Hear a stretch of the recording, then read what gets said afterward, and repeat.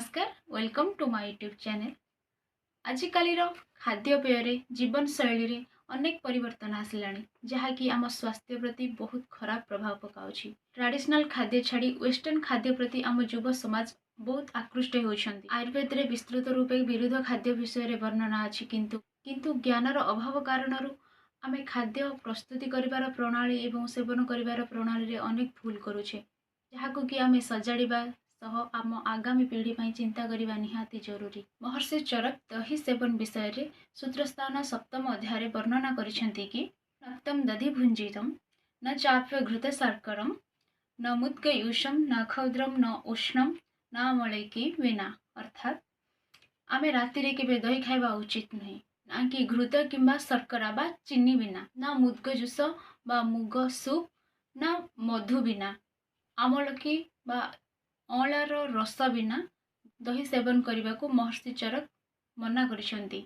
एवं दही को उष्ण बा गरम करी सेवन करने संपूर्ण रूपे निषेध बोली वर्णना करा जायछि। आमे जानि रखिबा उचित जे केउ केउ समय रे आमे दही खाइबा उचित एवं केउ केउ समय रे आमे दही खाइबा अनुचित।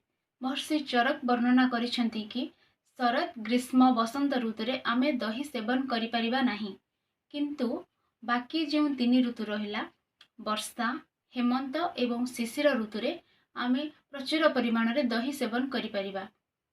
अनेक व्यक्ति अछंती जे मानको दही बहुत भल लागे, किंतु नियम उल्लंघन करी दही सेवन करिबा द्वारा आमे अनेक रोग रे पीड़ित मध्य होई थाउ। चरक कहिसेंती कि ज्वर अश्रुक पीत विसर्प कुष्ठ पांडु आमय भ्रमान प्राप्नुयात कामलम चौग्रम विधि हित्वा दही प्रिय।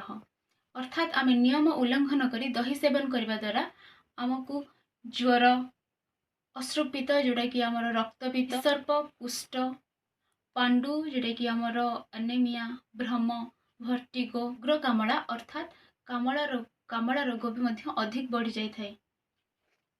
तेणु आमे दही सेवन करबा बेले केउ काल रे खाउछे कहा सह खाउछे से प्रति ध्यान देबा निहाती जरूरी।